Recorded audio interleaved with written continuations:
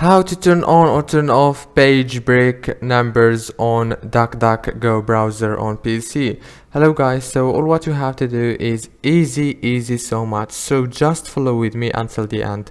Go here in the top corner, click on those three lines, click on all settings and click on general. Make sure it's on general, scroll down and you will find page break numbers. You can enable it or disable it from here, as you can see.